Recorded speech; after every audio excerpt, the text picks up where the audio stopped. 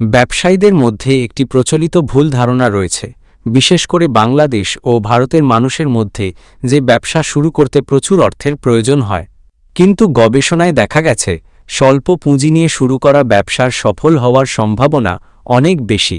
আপনি কি একটি লাভজনক ও সমাজসেবামূলক ব্যবসার স্বপ্ন দেখেন? আপনি কি এমন কিছু করতে চান যা মানুষের দৈনন্দিন জীবনের সাথে সরাসরি জড়িত? তাহলে ফার্মেসি বা ওষুধের দোকান আপনার জন্য উপযুক্ত একটি ব্যবসা হতে পারে।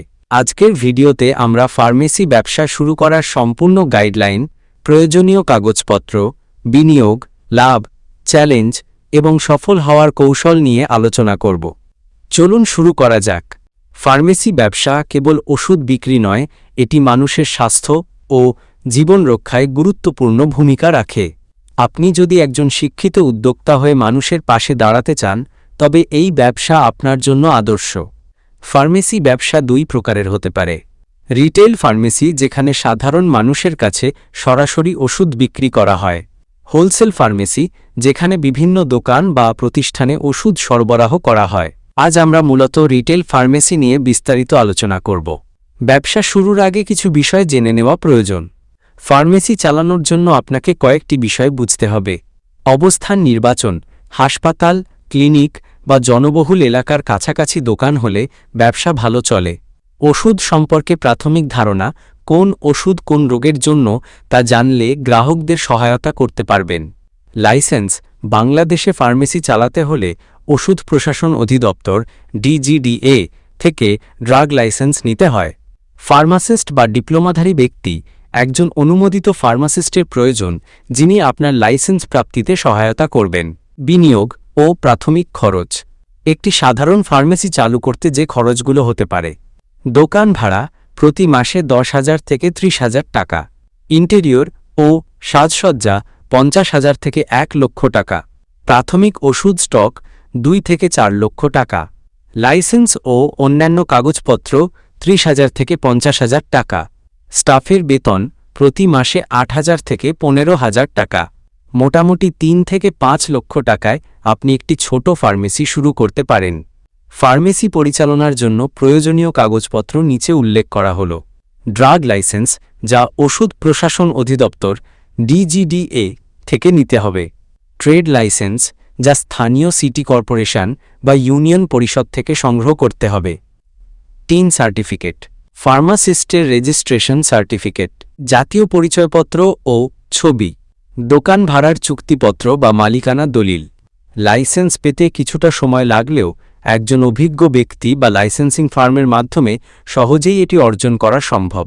ওষুধের স্টক ও সরবরাহকারী: আপনার দোকানে প্রাথমিকভাবে যে ধরনের ওষুধ থাকা উচিত: সাধারণ সর্দি কাশি, জ্বরের ওষুধ, ব্যথানাশক ওষুধ, গ্যাস্ট্রিক ও পেটের ওষুধ, শিশুদের ওষুধ, প্রাথমিক চিকিৎসার সরঞ্জাম যেমন ব্যান্ডেজ, গজ, স্যালাইন, গর্ভনিরোধক পিল, ডায়াবেটিস ও উচ্চ রক্তচাপের ওষুধ।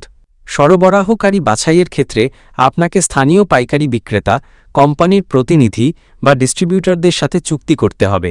সময়মতো পণ্য সরবরাহ, ছাড় এবং কমিশন ইত্যাদি বিষয় বিবেচনায় নিতে হবে। লাভ ও আয়: ফার্মেসির লাভ মূলত আপনার বিক্রি এবং কমিশনের ওপর নির্ভর করে। সাধারণত ওষুধে 10 থেকে 25% পর্যন্ত কমিশন থাকে। প্রসাধনী, শিশুর পণ্য এবং স্বাস্থ্যসেবা সামগ্রীতে লাভের পরিমাণ বেশি হয়। ভালো অবস্থান, সুশৃঙ্খলা এবং পণ্যের বৈচিত্র্য থাকলে দৈনিক 5,000 থেকে 20,000 টাকার বিক্রি সম্ভব। সঠিকভাবে পরিচালনা করলে মাস শেষে 20 থেকে 70,000 টাকা পর্যন্ত লাভ করা সম্ভব। বিপণন ও গ্রাহক সেবা: বেশিরভাগ ছোট ফার্মেসির প্রধান সমস্যা হল সঠিক বিপণনের অভাব। আপনার কিছু করণীয় নিচে দেওয়া হল। দোকানের সামনে একটি বড় সাইনবোর্ড স্থাপন করুন। দোকান নিয়মিত পরিষ্কার পরিচ্ছন্ন রাখুন। সামাজিক যোগাযোগ মাধ্যমে একটি পাতা খুলুন। হোম ডেলিভারি সার্ভিস দিন, বিশেষ করে রোগীদের জন্য। চিকিৎসকদের সাথে সুসম্পর্ক বজায় রাখুন।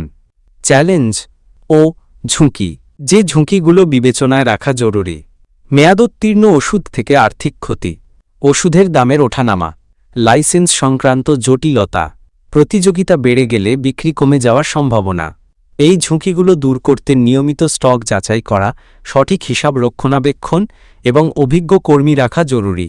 সফল ফার্মেসির জন্য টিপস: প্রতিদিন সকালে দোকান খোলার চেষ্টা করুন। ইনভেন্টরি ম্যানেজমেন্ট সফটওয়্যার ব্যবহার করুন। পরিচিত ডাক্তারদের দ্বারা প্রেসক্রাইব করা ওষুধগুলো মজুত রাখুন। সরকারি নির্দেশিকা অনুযায়ী ওষুধ বিক্রি করুন। নতুন ওষুধের বিষয়ে আপডেট থাকুন। অনলাইন ফার্মেসির ভবিষ্যৎ: বর্তমানে অনলাইন ফার্মেসির চাহিদা বাড়ছে। আপনি চাইলে হোয়াটসঅ্যাপ বা ফেসবুকের মাধ্যমে অর্ডার নিতে পারেন। দ্রুত ডেলিভারি এবং ডিসকাউন্ট দিলে বিক্রি বাড়ে। ই-কমার্স ওয়েবসাইট বা অ্যাপ তৈরি করে ব্যবসা আরও বাড়ানো যায়।